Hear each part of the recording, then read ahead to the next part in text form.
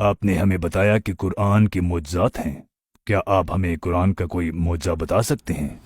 मैं सखावत करूंगा और मैं आपको 3 मुअज्जे बताऊंगा। जिंदगी में कभी कभी सखी भी बनना पड़ता है। देखें, पहला मेरे ख्याल में बहुत गहरा है, बहुत अहम, क्योंकि जो कुछ हमें बताया जाता है, मिसाल के तौर पर कि सूरह मसद में अल्लाह सुब्हानो ताला अबू लहब का जिक्र करता है, और ये बहुत दिलचस्प है क्योंकि अबू लहब एक बयान दे सकता था और पूरा इस्लाम जमीन बोस हो जाता।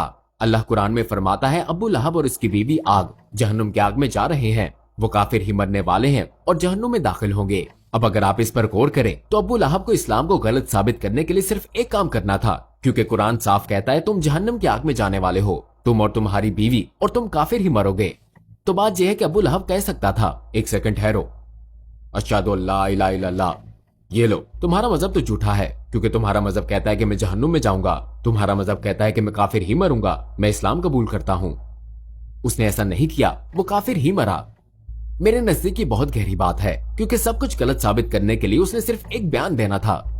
वो चाहता था, वो हजरत मोहम्मद सल्लल्लाहु अलैहि वसल्लम को रोकना चाहते थे। इस सब के मुकाबले में उसे सिर्फ ये करना था, 10 सेकंड का कलमा शहादत, और वो पूरे दीन को कुचल डालता। उसने नहीं किया। दूसरे नंबर पर एक और सबूत है, मसलन कुरान पाक में अल्लाह सुब्हानो ताला जिक्र करता है मूसा अलैहिस्सलाम और यूसुफ अलैहिस्सलाम के जमाने का।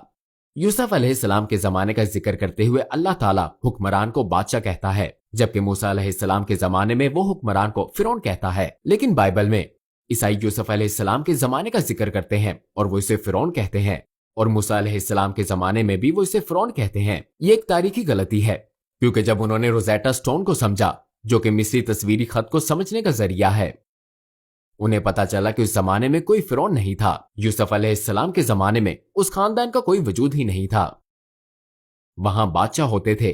कुरान को ये कैसे मालूम हुआ? फिर भी वो कहते हैं कि कुरान बाइबल की नकल करता है। कुरान ने गलती नकल क्यों नहीं की?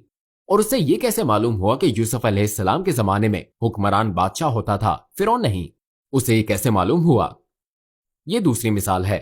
नंबर 3, अल्लाह सुब्हानो ताला सूरह रोम में फरमाते हैं, अहले रोम मगलूब हो गए। मौरखीन का कहना है कि जिस तरह रूमियों को अहले फारस के हाथों शिकस्त हुई, उनका दोबारा फतह पाना तो दूर, ये तसव्वुर करना भी महाल था कि उनका वजूद बाकी रह जाए। अल्लाह सुब्हानो ताला कुरान में फरमाता है, रूमियों को शिकस्त हुई है, लेकिन वो अनकरीब फतह हासिल करेंगे। ये एक बड़ा दावा है। ये ऐसे है कि मैं कहूं हम आपके साथ मिलकर अमेरिका पर कब्जा कर लेंगे और हम अनकरीब ट्रंप को शिकस्त देंगे। ये बहुत अजीब है। ये एक बड़ा जुआ है। और 3 से 7 साल या 3 से 9 साल के बाद रूमी आते हैं और फारसियों को शिकस्त दे देते हैं। ये सब तारीख का हिस्सा है और ये सिर्फ चंद मिसालें हैं। ऐसी सैकड़ों चीजें हैं, सैकड़ों। मैं आपको सिर्फ 3 बता रहा हूं और मैं और भी बता सकता हूं।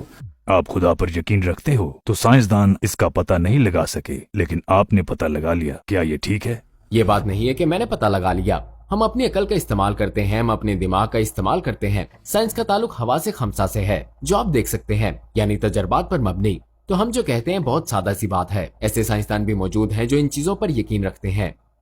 अगर आप बात कर रहे हैं मिसाल के तौर पर कि खुदा मुझे दिखाई नहीं देता, इसलिए मैं इस पर यकीन नहीं रखता। जानते हैं साइंस माफूकुल फितरत चीजों के बारे में बात नहीं करती, ये फिजिकल से रोकती है।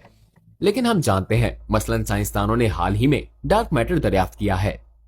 डार्क मैटर एक ऐसी चीज है जिसे वो देख नहीं सकते, छू नहीं सकते, महसूस नहीं कर सकते, सूंघ नहीं सकते, सुन नहीं सकते। तो खुदा का मामला भी ऐसा ही है। क्या आप खुदा को देख सकते हैं? क्या आप खुदा को छू सकते हैं? नहीं। क्या आप उसे सूंघ सकते हैं? नहीं। क्या आप खुदा को सुन सकते हैं? नहीं।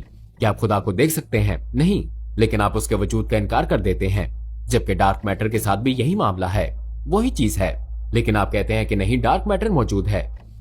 ये कैसा तजाद है? पहले खुदा मौजूद नहीं है क्योंकि मैं इसे छू या महसूस नहीं कर सकता, लेकिन डार्क मैटर, तजाद। अब दोहरा म्यार क्यों रखते हैं? ये बतौर साइंसदान एक मसला है। मैंने कोई नई चीज तो नहीं दरियाफ्त की। मैं अपने मंतकी इस्तदलाल, अकल का इस्तेमाल करता हूँ सादा नताइज तक पहुंचने के लिए, और मुझे साइंसदान बनने की कोई जरूरत नहीं है। मुझे इससे कोई फर्क नहीं पड़ता कि आप कितने बड़े साइंसदान हैं। आप जानते हैं ऐसे लोग भी गुजरे हैं जो खुदा पर यकीन रखते थे और वो साइंसदान थे, जैसे आइंस्टाइन। वो एक आला ताकत पर यकीन रखता था। तो साइंस या साइंसदान का मामला और खुदा का मामला आपस में मुतजाद नहीं है। आपको ऐसे साइंसदान भी मिलेंगे जो मुसलमान हैं या ऐसे साइंसदान जो ईसाई हैं। तो हाँ, ये दरियाफ्त नहीं है।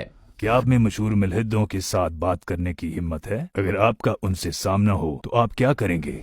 मुझे कोई परेशानी नहीं है, क्योंकि सच ये है कि मुझे परवाह ही नहीं है कि आप कितने बड़े मुल्हिद हैं, कितने बड़े साइंसदान या प्रोफेसर मुझे परवाह नहीं है।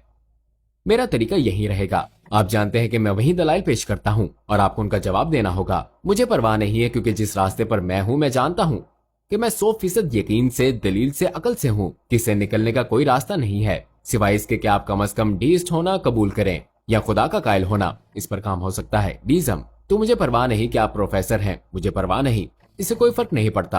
अगर आप अकल रखते हैं हम दलील दे सकते हैं कि 100% उनके लिए कोई राह फरार नहीं है।